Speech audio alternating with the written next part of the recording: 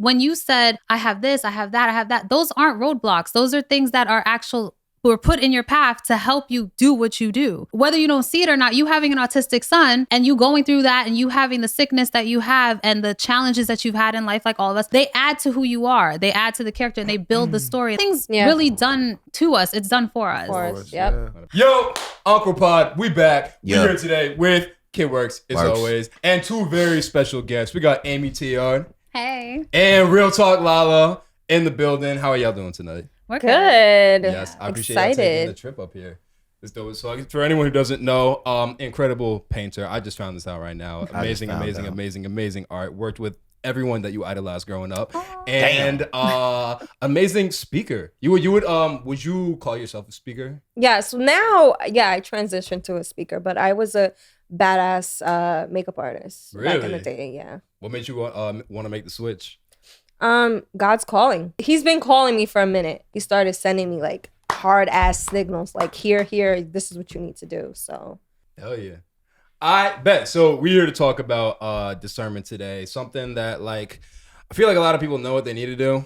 And I think everyone does, and then they just decide not to do it for whatever reason. So we gonna get into the depths of this right now. But one thing I always ask for kids specifically, discernment. What is your definition of discernment? The ability to observe subjectively and objectively, to understand what both those lenses are, and to in the moment analyze whatever it is you're observing and use discernment, judgment to make a decision based on what you are observing to discern. Do you feel like you always have to observe it to have the discernment? Some things are just like guttural. You don't ever like just for walk women, somewhere and have for women. That's not true. For men as well. Intuition. That's not true. For men as well. Yeah. Men are also just spiritual as intuitive. beings. Yeah, like I think that's equally. Yeah, I think in different ways, but no, in the same exact way. We just are trained. We're programmed, and as a person that was raised by women and by men of the street, I know firsthand that women's intuition, when my mother said, I don't want you to go outside, I got a bad feeling, and I ignored the shit. It was the same intuition when I had something in my stomach tell me, don't go tonight, and I get caught for armed robbery. Something tell me, don't go tonight, and I go to do a stick up, and instead of me doing a stick up, I get shot at. God bless the dummies.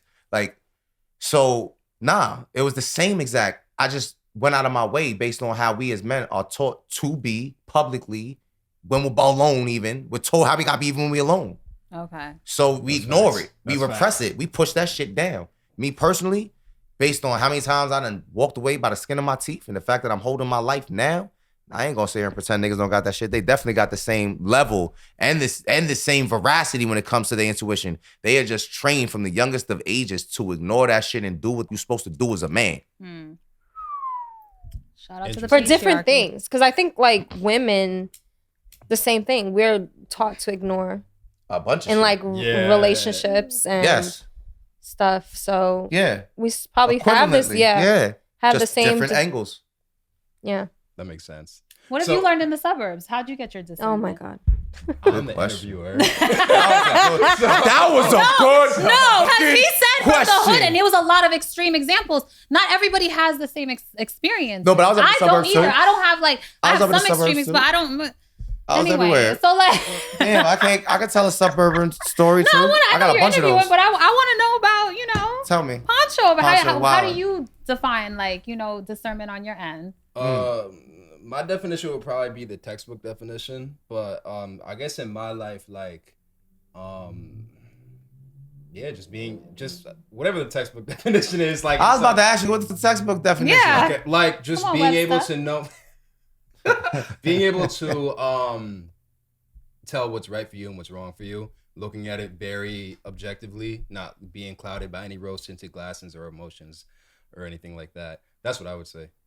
But but you know how everyone at some point in their life has said something along the lines of, damn, I can't believe I was with them, with her, with this person, and I missed all the red flags. No, they lying. They bullshitting. Yeah. They saw the red flags. They chose to ignore it. See, like you can ask on the religious side, a lot of people ask for discernment to know if this person's supposed to be in their life or not, right? So they'll continually show you like there's red signs. This person's not supposed to be in your life, but you'll make an excuse to be like, well, let me give them the benefit of the doubt, or let me see if they act differently later on. And then boom, end of relationship. You should I should have left the first time. Yeah. I feel like your discernment gets stronger when you trust and know yourself, because there has to be a level of trust and distrust. Because like in your example, a lot of times people will go against their gut or their discernment because of their wants and needs. So it's like, yeah, I know this nigga ain't shit, but I want him. You know what I mean? Yeah. Or, like, you know, or okay, for example, since we on some hood shit, that's you talk about discernment and you're like, oh, people already know, they just do it, blah, blah, blah. That's Some people can't discern when there's a red flag right in front of them. True. Some people can't recognize danger. Some people can't, some people just literally. Do you think it's more of they can't recognize it or they choose not to? I think it's both. It depends on the circumstance, the intellectual properties Mostly you're dealing with. they choose not to. The thing is, life is not, and people aren't so linear. Like, I'm not a person who puts like everybody in a box like that. Like, there's so many circumstances or so many things, and like me working in the fields that I've worked in, I've come across so many people that it's like, I just assume everyone's stupid. I mean, but then don't they exist inside of that same box labeled stupid? I don't mean that in a derogatory way. I do.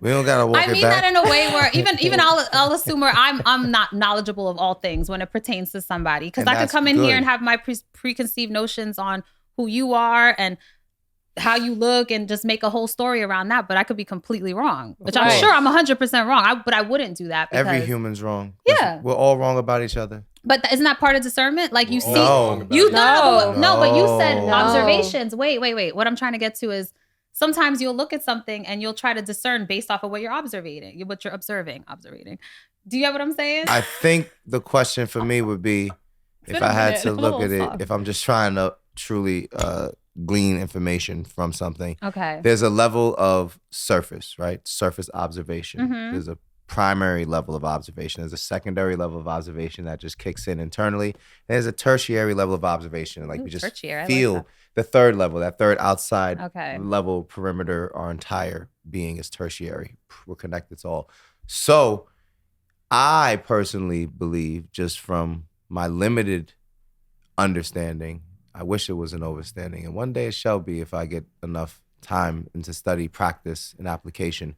But my limited understanding of psychology would dictate that people do know.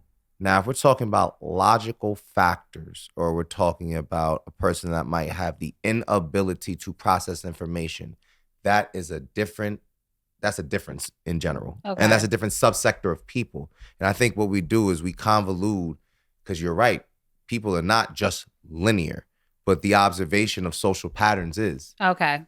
Oh, okay. School me. So we're looking at social patterns and social conditioning. And unfortunately and fortunately, it is very observable and tangible. That's why these companies know what to sell to us. These companies know how to market to us. These companies know how to make sure that we aren't being shown the ads that are taking us towards financial literacy, but are counterparts of a different skin tone or different geographic and financial location are being shown.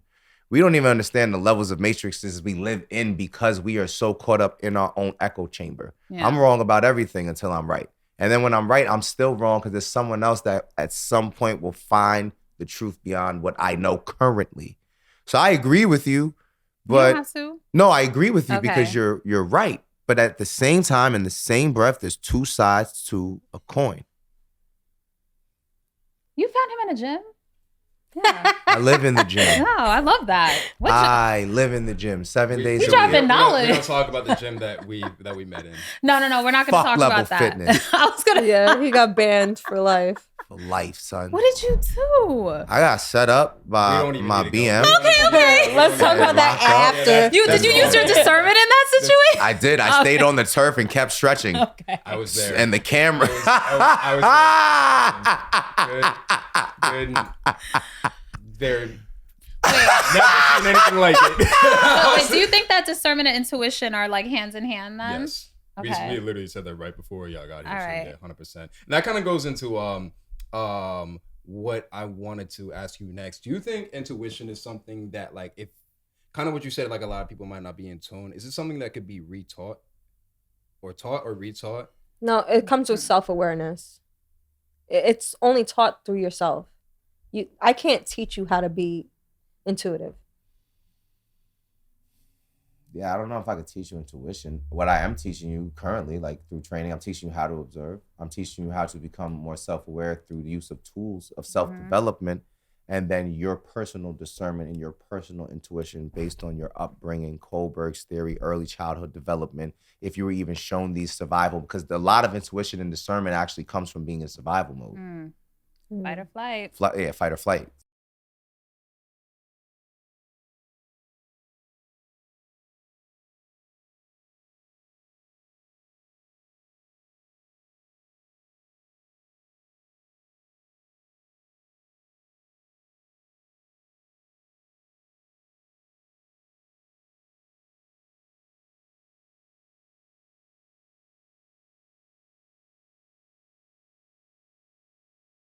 Because it makes you more hyper aware of your surroundings, different changes in your environment, everything. even like different Everything. energy Your pupils fields. dilate. You see more. You hear more, literally. So if you learn how to actually, it's like I tell you when you're feeling at the worst in the gym, this is your moment to figure out how to breathe, because there's so many more levels of pain you have yet to experience. And if all it takes is a little bit of pain for you to crack under pressure, what happens 7 days of the week except for this morning? Point. I had a funeral. It wasn't at 7 a.m. I had to mentally prepare for the funeral. I like how he kept digging. I like how he kept digging that hole. I just said I'm not even gonna say what you told me, but never mind. This nigga's different. I love this nigga, bro. He's crazy. He's a madman. No, but that's why people with who've been through a lot in life, who have like PTSD, or people who've grown up in certain circumstances. Like I come from a third world country, Haiti. You'll see people who are in Aboulé all day, third world and proud. But what I was gonna say is, a lot of the people that observe there, because they have to make it out of so many different situations, they have to be more creative in problem solving. Indeed. And they also like have to be more hyper aware of their surroundings, because they don't live a comfortable life where they cannot think about that. So they have a heightened intuition. They can feel when things are like, and that's kind of like reflected in situations like the hood or certain things that you're hyper aware of. Even though I have my own situation, I might not be the same. Yeah, that's why it's like you were saying, to answer your question, it is very situational, individual. Like, But what you might, just like when you meet somebody and they're like, they could see, just like when your mama could meet one of your friends and be like, I don't like her. That's not your friend. There's something that I don't listen to my mother, and then what happens? Like a couple of months later, there's something that she recognizes in that person. Patterns of behavior, or just the way she feels, are that you don't see because you're blinded by whatever circumstance you're blinded by, or you're objective. You nailed it though. It's the patterns of behavior. So as we develop as human beings, our subconscious mind is always taking in information. Our conscious mind is always pushing information to the subconscious as it's pushing information back to the conscious mind. So when you develop these situational awareness moments, yes, after a lifetime of existing, now when you have a child, that is literally a piece of you, that there is an actual untangible connection to almost magical connection between mother and child. And then for the fathers that are truly there playing Papa Bear role or the wolf mode, they have that same connection. For the niggas that ain't around, you ain't know the fuck I'm talking about. When everyone's intuition is different, right? So when that gets to get involved in your personal relationships, it's like when one person that you love can't see something. There was certain patterns of behavior that I noticed that I wasn't really like, that I noticed were red flags, because she was so into it that it wouldn't have been receptive if I said something. Honestly, I see a lot of women, no matter how long the relationship is, it could be 5 years, 2 days, they act the same way. And it's more so because it's like a pick-me vibe. Like, I need a man. I need a man in my life. I'm tired of being single. I found somebody that likes me. Let me do everything to please him so he can be on my side. And eventually, you cross a lot of people. Do you think a lot of women have that mentality? Yes. Especially as they get older. Yeah, unfortunately. Unfortunately. I don't care how long the relationship is. Wait. And nobody likes to check a man. I can't say all women, because if that was my husband who said that to her, I would still check. Let me say something. You knew that when you already started seeing the signs of Okay. this situation is just a continuation of something that happened in the beginning that you chose. Not that you chose to ignore it, but you weren't so sure about it, but your discernment No, told you I knew already. she had pick me vibes, but I just never put myself in the equation of being the casualty of those vibes. Self It there Didn't when use you discernment. I Yeah. didn't. No, I didn't. As women, there's a lot of men out there, unfortunately, that, and you know, maybe it is fortunate because we all have to learn life lessons, and some people are meant to be blessings, and some people are meant to be lessons, and or the combination of both. But as women, and as because we are men in the room, I feel like I've fallen victim to ignoring, let's say, the checklist that I have in my mind of the things that I don't want to see in a person. Yeah. Let's just keep it that simple. Things I don't want to see in a person. And I have a very strange feeling that every human being to some degree has a list, whether they acknowledge that list or not, but they run that shit every time they meet a person. And if the shit go too far to one column, they like, right, gotta go. They run. People run. I've seen it. People be in room for like 2-3 minutes, don't explain nothing, just turn around, leave. Yeah. They saw what they need to see. That's enough. I'm good. When it comes to relationships, I think a lot of us were never taught what real patience even looks like. We're shown, we have no examples. It's not a thing. It's some cute shit you hear, you know, like patience is a virtue, but people don't really have it. And in the lack of having that patience, we choose to settle for people that are beyond subpar, but not only are a reflection of what we believe we need and or deserve in the moment and or currently are, because we are reflections of the people we choose. That's a fact. People are mirrors. We would choose people to punish ourselves with as well, to take it a step further. Yeah. Men and women alike. Men will choose the women specifically that they knew from youth of getting cheated on. Like, these are the women I need to stay away from. They'll get one good girl, too much to handle. They go back to the self-destructive pattern of choosing the women that are the worst for them.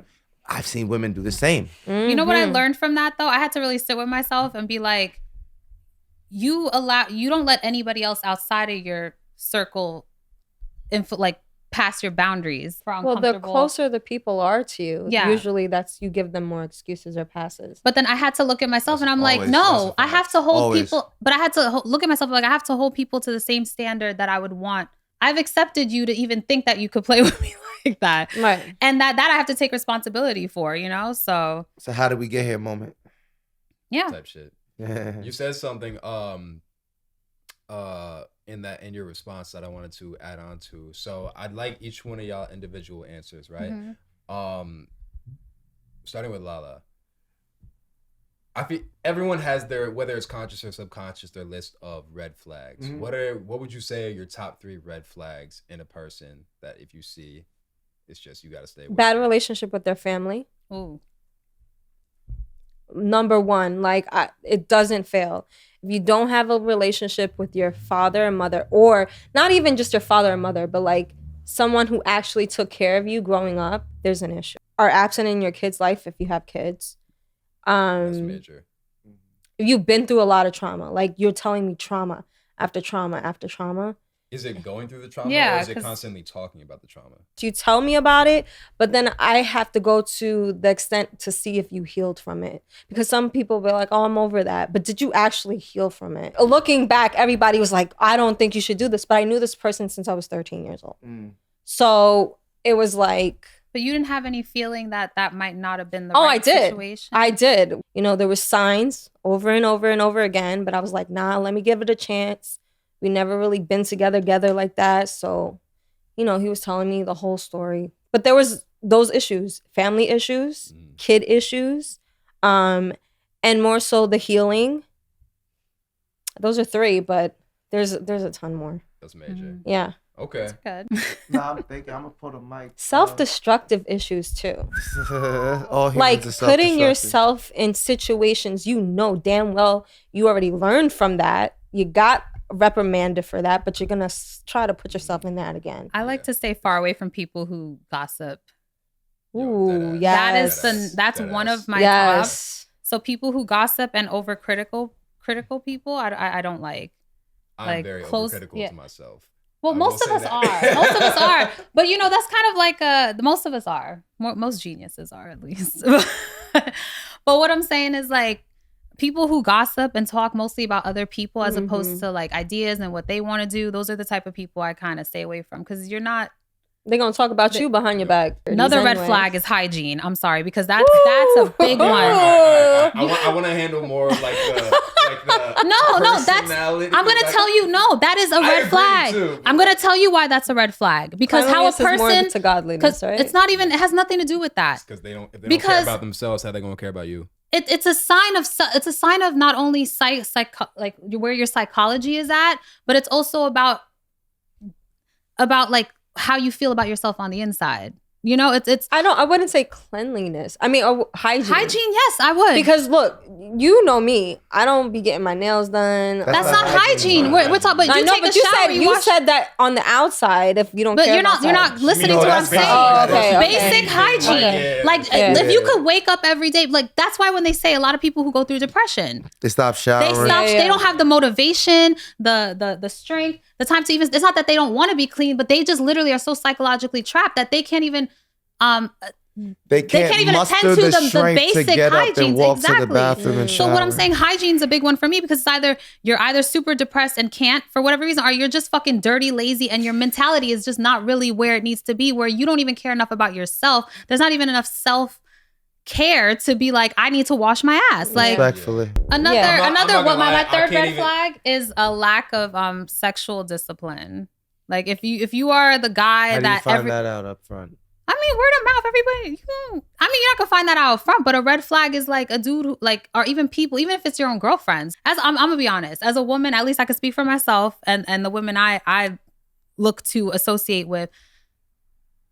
You gotta have a certain decorum. I'm not saying don't be sexual, don't be free, demeanor. But there's a way to go about, and you also have to kind of value yourself. And I'm not saying having sex isn't valuing yourself. We're all sexual beings. But what I'm saying is, to give yourself that freely to just anybody is not only dangerous in a health sense, and also an emotional and psychological sense. You know what I'm saying? Sense too. I mean, I'm not gonna go into all that. That's personal, but people who are, and I'm not saying just women. I'm saying men too. Don't take me on the cruise. If I know men who aren't sexually disciplined, I can't trust them. So your three would be hygiene, gossiping, and sexual discipline.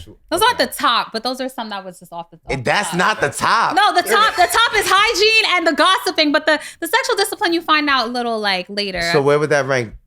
If it's not top 3, where would that be? Definitely 4. That's like a 4? Yeah. Okay. Jeez. I don't want people to think I'm a prude. Like I like that's not what it is. Why you care if they do think you approve? The people that's supposed to know will know and do know. Why would it matter? Okay, I understand that's your personal preference about your temple, and I see that as you speaking with that conviction is because I would presume and assume you don't carry yourself like that.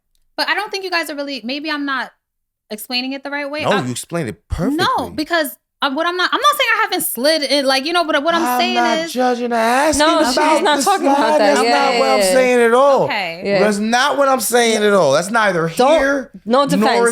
Okay, don't get defensive. What I'm saying is when you spoke about your friend group, it seemed like you were projecting how you personally are, that you not gonna, like, if you go out, you have the wherewithal that you're discerning who you're gonna give yourself to. And I'm not even judging them for that. What I'm saying is, I'm talking about at all, overall, no matter where you are, what you do, like that is just literally something that runs your life. Like I know people who literally I don't say the bag or trip or like, shoes or a bag. Their sense of worthlessness are dudes who will like meet a woman and be like, I mean, I don't care who it is, how she looks, what she does. Like I'm gonna use my dick as leverage. Like I don't feel like as many guys get to do that. Oh, what?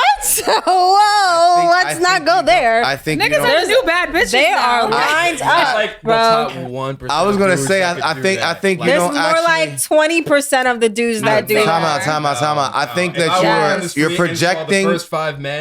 You're imaginary. You're projecting your imaginary numbers because if we look up the numbers, having sex to find a place to live. statistics that show activity of men on sexual numbers. So again, if we're talking about the actual men that fall into the category of being able to pull the bitches, if we want to just make it real general so everyone can understand watching, the niggas that can just go outside and pull the bitches and sling wood to get inside. As many guys out there as you think, because the majority of guys are sitting at home afraid to talk to women based on where the culture has shifted in the past 15 to 20 years. So if we are talking from just anecdotal places, then yes, you're right, and I'm right. If we're talking about the general populace of men under the age of 25, and then we're looking at men over the age of 25, then we are talking about a different situation. Yes, of course, there are niggas in the Bronx and Brooklyn fucking to get inside of a home. Of course, you said Bronx and Brooklyn. What the fuck? Come on now. There's a bigger world out there than the Bronx and Brooklyn. So I can't say you wrong, because I know niggas that do that shit. I know girls that have fell for the shit. There's girls that do that too. There's homosexuals everywhere. There are homosexuals. So agreed. So the point I'm saying is there's still a smaller, that's a good one, but there's still a smaller percentage of people that are actually out there just running around sexually exploratory. Look at this. In 2020, nearly 1 in 3 men between the ages of 18 to 24 reported no sexual activity in the last year. Oh. 1 in 3. I think it's all a dry earth because we don't know how to talk to each other. We don't know how to interact. We don't know how to seduce. We don't know how to finesse. People don't make eye contact. I agree. Sex becomes redundant after a while. Yeah. Tinder fucked everything up. But don't you shame Tinder. I think the world's more starved of intimacy than it is sex, because sex becomes a task after a while. We're just like, ooh, you can Uber Eats that shit. I'm not to the point, like, many ways if you're to get not sex that you crave stimulating my intimacy. mind, there's no way you're getting you any can stimulate wetness. other things. But Sapiosexual. That's a sapiosexual. Okay, but again, going back to another point that you had made about the women, because I want to really get back to that projection that I observed. You had projected. Yeah, no, I don't lose points. I just let people take us wherever we want to go, and I'll follow you down the rabbit hole. Going to the gym more. But I am not Alice, so I am here to observe. And if I see something that I'm curious about, which I'm truly curious, do you observe yourself in moments of projection that you may possibly have, because we all have the ability to project our personal beliefs onto our close friend group, our trusted group, our family group? You don't think you do when you make statements about what you just said definitively about women? That's not how I wanted it to come off. And I'm not double backing. I'm not backpedaling. No, I don't think it was bad. I'm just It's not about being bad or not, but obviously I gave you the impression that I'm projecting. And it's not, and that's the whole point. I wanted to articulate it a little better, in the sense where the way that I said it's a red flag on how both men and women can show lack of control. That's it. In all realms, not just sexual, but anyone who, you know what, let me lack of change self-control. that. Lack of self-control. I just use the sexuality as an example. So the only people that have issues with self-control are people that are letting their supposed, let's say, vice, person's personal preference based on their lifestyle. We don't know any human being's individual circumstances and those situations. So the way in the air that you spoke just seemed like, from okay, well, let me like a projection. Suck that air back in. My bad. Was just saying, all I'm saying is people like who have, and you worded it perfectly, lack of self-control. All right, well, just to wrap this up, would you want to take your three red flags? Your 3 biggest red flags? Laziness. Ooh, that's a good one. That's number 1 for me. We're talking partners, friendships, business, anything. Laziness. Wherever you're lazy is going to translate and flood into every other aspect at some point of your life. What you do in one area is what you do in every other. You lazy in one area, I'm not sticking around to see at what point that's just going to bleed into everything else you can do. And then at some point, infect and impact and affect what I'm doing. Stay to yourself in your corner, child. I have no more time. My clock ticks like everyone else's. I just recognize that clock is mine. This time is mine. I honor it. People that are unable or unwilling to course correct. Elaborate. What do you mean? People don't want to course correct. Everyone is set in their ways. People think I'm set in my ways. I'm really not. I'm amorphous, and I'm set in this way at this moment because based on the ledge that I stand on and what I perceive to be, this is the best course of action day in and day out for me. If someone comes and offers me a better course of action that's more effective for me and advantageous for my goals and my pursuits and my needs in this lifetime, then I will, without a second breath, switch gears, switch lanes, and not question it, as long as I know it to be true. So I'm amorphous. I've started to accept that hard pill that everyone around me is not. They're very rigid and they're very stuck in whatever they believe their ways to be, which is why I like to offer pushback on people's ideas and things That's they say. cool. I play devil's advocate, even if I agree with what people are saying, because I like to see where the mind goes and what a person's emotional range and capacity is. But people don't like to change course. And that's fine because everyone has to walk their path. But I, as someone that realizes anything can go wrong at any moment and I may need to change courses, I hate having to leave people behind, but I sure enough will because I have to survive. I have children to survive for. So people that have the inability to change course. What would be a third? I don't even know if I'd have to have a third because by the time I get to those two, you're already done. You covered most bases. Yeah, you're done. Where you choose to be stagnant, you choose to die. That's your burial spot, pretty much. And I'm not here for it. Yeah. A body in motion stays in motion. A body at rest stays at rest. Yeah. And I'm not here to rest with you. But see, I'm not friends too. Nashika, she's known me forever. And sometimes I try because I've heard pushback from other people and feedback like, oh, Amy, it's your delivery. Oh, Amy, not everyone wants to hear about I that never stuff. say that. And no, but that's what I'm saying. That's why we never have conflict. Turn the fire up. Don't turn it down. Because I never say something that wouldn't help or be constructive to you. You don't have to accept it. Of course. But I want you to be impacted by it enough to maybe question Because sometimes. you're aware. Yeah. And you're aware of things that you can notice other people aren't aware of. Yeah, and I'm not going to say anything to someone I love that is going to bring them down. Not consciously. No. Not consciously. Yeah, but a lot of people consciously. can't take criticism. I can take it. Yeah. I can take it. I welcome it, actually. But it helps you to grow. Yes. But I've worked on it though, because I have a way of delivering, and she's even said, "No, I love your blunt approach." I'm like, "Bitch, you're bugging," like, you know what I'm saying? But I've also now checked myself because you also have to be receptive, and also in order to give feedback. So if enough people that I love, if I have to respect them enough, if to I be was like, Amy, I'm willing to take what you're saying, but I need you to deliver in a way that I can accept it. Then I'll work on it. So a lot of times where even we're having a discussion on the road here, I'm like, I know how I say things. I'm like, this is what I want to say. I want to also let you know that I hope I'm not hurting your feelings in that way, because I'm aware of your feelings and your feelings matter to me. Because people also do forget, even if you have the right intentions, your delivery does matter. Mm-hmm. It does. For certain people. Because sometimes I tell you, I need you to like drill me like that, because sometimes people sugarcoat things so much, and it's like, all right, what the fuck are you saying? Yeah, but it's also my responsibility to get the message I want across in a way that not only that I'm not talking at you, but I'm talking to you so that you can receive it. And I also don't know where you are mentally at a certain time. You might have had a bad day. You might have just had the whole world come at you, and then I'm the last person to come at you. It's like, I don't want somebody that I love to feel attacked by me. But I also responded saying? to you and said, I don't want to talk about Yeah, but that's this. why I check in. You get what I'm saying? I check in and I ask you how you feel. And I think a lot of people don't do that. They just have ideas in their head and they feel like they have something to say and they're self-righteous. And now everyone has a platform. So everyone's like, me, the way I say. So sometimes you talk to someone and you're like, well, I didn't intend to. It wasn't my intention. And your intention doesn't matter all the time. And well, the road to hell is paved with good intentions. Yeah. So I don't give a fuck about a person's intentions. I give a fuck about what you do. There is no gray area. You did or you didn't.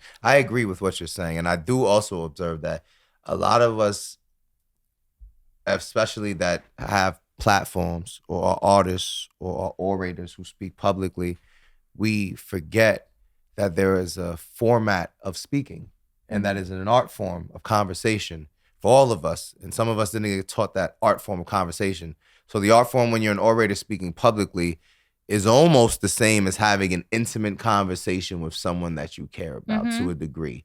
So if you're trying to have that general appeal, that worldwide appeal, you don't try to format to a specific person. You don't worry about how someone's going to feel, because then how can you even get your actual truth out? Because in that moment, you're going to edit. You're going to take a word out here. You're going to change the tone. And you're only doing it because you're trying to appeal to, not if you're talking to an individual, that's a real person. Yeah. If you're talking to a group, you're trying to appeal to the imaginary person now. And you'll never, not you, but any speaker, you'll never. Okay, I'm not I defensive. look at you and I'm I be like, the fuck is you talking, nigga? I know how to talk to people, nigga. I'm out here every day talking to the streets. You have a good way of articulating your points that it's very, like, I'm just listening. I'm taking it in. So I just realized that some of us, and myself, I've fallen victim to it, and I've watched it happen to a lot of other orators. Wait, so we talked about this on the way over, and she says some of my videos I yell at people, right? Yeah. So for me, it's like more passion. Yeah.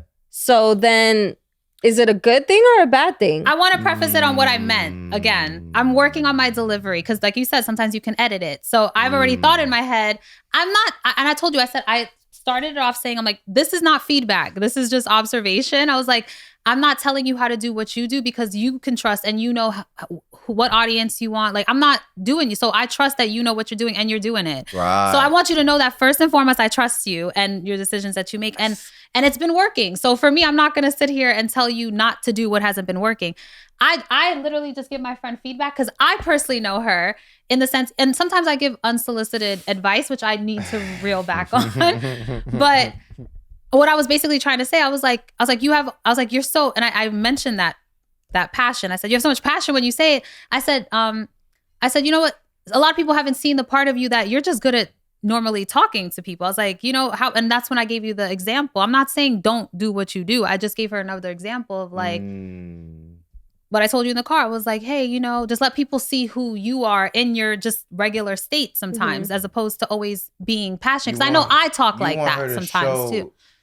Her and her neutrality. Yeah, that's it. Yeah. So you, that she has versatility because I felt like I was seeing the same. And I'm like, yes. And what you're saying is super valuable. And I told you how even seeing how you're working and your motivation, how it's changed you. I'm like, she's been saying this and it's helping other people. I'm like, yo, you need to let these people know that you're not just talking to them, you're talking for them, and you're also healing with them. Like the stuff you say, I've seen how it's changed your demeanor, the way you handle stuff, your self-esteem. And like, I'm only going to encourage you to do more than that. You know what I'm saying? So in that way, I'm also going to give you feedback on like how I think people should, they deserve that part of you to just see like, yeah, this is a vulnerable. I was just basically telling her to be more vulnerable. Yeah, because she's known me since we were children. And so I think the only question now I have to you, now that I heard both of that, because you are a public speaker, you are an orator, you are becoming a master of ceremonies of your own right. Do you want to show those other sides at this moment? Are you ready to? Did you have any plans to? Or is the side you're showing the side you have planned, cultivated? It's what you want to show and how you want to deliver? Yes, and this is something that I'm working on because it's very difficult for me to do that. At some point I have to know the boundaries. 1, my son is autistic. 2, I have sickle cell disease. So it's like, this is definitely a story that I want to tell people, but I have to tread lightly because I do have a child that is nonverbal and can't tell me stuff. And then even for myself, I have to be in a safe space. I don't want to be in the hospital and people are, like, oh my gosh, you're a speaker, whatever. No, I'm taking my time. I'm having a crisis. I need to be, So I'm really trying to figure out how to navigate that. And I do have help. I'm actually doing a mentorship with somebody right now. So a mentorship for the speaking. Do you know Trent Shelton? Who? Trent Shelton. That sounds so familiar. It does sound familiar. I don't know who it is, but I've heard the name. Yeah. You would know him if you saw him. Yeah.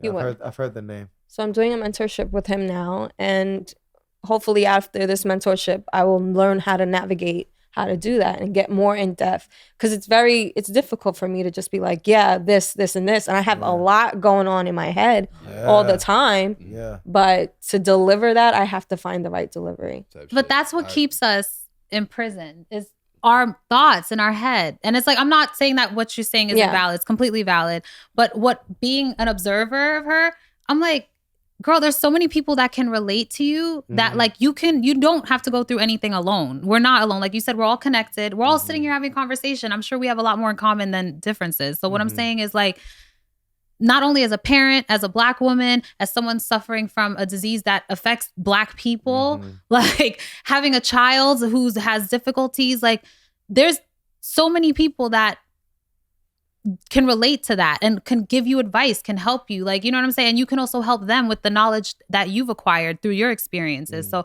what I would say to you is like, don't fill your head with thoughts and being scared and thinking that it has to be a certain way of doing it for it to be successful. Like, you just have to have the courage to do it and to be vulnerable. That's the superpower of vulnerability. Like, and I'm being kind of hypocritical saying this because when you're talking about this and the way you're talking about it, just brought me to my journey as an artist. I became so scared of my own success that I didn't think I could handle it. And I let the thoughts in my head because everything was happening so fast for me at one point. Did you self-sabotage during that time period? Absolutely. Absolutely self-sabotage. How many times let's talk about it? Because it wasn't a fear of failure. It was a fear of success. And people talk about fear of failure like that's the only better question. thing. Was it truly the fear of success, or was it you realizing that if you gain that success at that moment, that all the people around you, 99% of them probably wouldn't go with you? No, I don't give a fuck about those people. For me, it was good for you. For me, it was you left them all behind. You had to deliver. They've been left before. Once I started to they wean themselves out. The trash takes themselves out. But what I'm saying not is, for everyone. No, but when you're focused on a goal, you don't really even see people. And then by the time you realize, you're like, oh, they're gone. Okay, whatever. And then you're on to the next. So you're not even really in the prism of being that personal. So it was very lonely. But at the same time, if I'm being 100% real, is the most vulnerable I've probably been on a public platform, is like, I was terrified of my own power. For me, I wanted to be normal. And I literally ran away from my art and what made me me and my essence. And people could see that. I just want you as my friend to not put a limit. So when you were talking about that, it touched my self-conscious, because I'm like, that's the shit I would say to put up roadblocks that weren't even there. No, I definitely don't want to put up roadblocks. I honestly don't think I'm moving fast enough. Like so many things. Social media or in general, like with the speaking, because honestly, God has been talking to me about this for a long time. About being a speaker. Yes. Okay. And it got to the point where he was like, okay, I'm putting this in place. You asked for this. I'm putting it in place. I'm putting it in place. And like, boom, 4 or 5 things. And then the mentorship with Trent Shelton, it was like icing on top, right? So it's like, now I'm feeling like I'm not moving fast enough because it needs to be done quicker. Your timing is already like, it's divine. No, I understand it's already that, there. but I still feel like, yes, I'm putting in work, but I could go harder. What I'll say to you. When I told her I slid in your DM, she was like, oh, what, bitch? What did you do? And I said, how do you know Poncho? And she's like, well, I just took this. And that's what I mean. Like, and like I said, this is a transformation that I've been waiting to see. I've known her forever, and she's always been we used to go out. We went through our teens to 20s to 30s. And it's like, we all kind of have to grow, and there's peaks and valleys in life. And there's things you have to discover of yourself to go to the next level. Is a new level, new devil. So I can't beat myself up for shit that I couldn't control happen. Things that things I chose to dwell in. You know what I'm saying? Like I decided to stop doing that. And I let myself believe that. But I've never stopped being an artist. That's who I am. But Nishika, you've always been a person to tap in with people. Like whether she used to like promote parties. She used to always have people around her. She was always someone she was never the loudest in the room, but she was always somebody who always brought people together. Yeah. So I feel like that was what you're saying now that you had for a long time, but you just didn't know in what channel you would use it. So now that you know, the reason I'm saying is when you said, I have this, I have that, I have that, those aren't roadblocks. Those are things that are who are put in your path to help you do what you do. Yeah. Whether you don't see it or not, you having an autistic son and you going through that and you having the sickness that you have and the challenges that you've had in life, like all of us, they add to who you are. They add to the character and they build the story, and they also build the person that needs to influence. Like nothing's really done to us. It's done for us. For us. Yep. 100%. So. I would want to wrap this one up. It was originally discernment, but it went a lot of different directions. But a lot of value across the board. So I appreciate y'all taking the trip up here. Could y'all tell the people where to find you on social media? Oh yes, you can find me at on Instagram at Amy Teard. That's AMYTHEARD. On IG. See, me I don't smoke weed. Let me just do this right now. And on y'all better do it too. You already follow me. What? Yeah. And on TikTok, you be high. And on TikTok, I'm Dopahanis. So I don't have you there. Yeah, Dopahanis. See, ha ha ha ha. And on all platforms, I'm Real Talk Lala. Appreciate you watching. A lot of value across the board. So if you got something valuable from this, definitely subscribe. Definitely tap in with both of them. She is one of the future speakers of our generation. Yes. Subscribe, like, comment. Tap in. And yeah, you know what we never been saying? Hit the bell.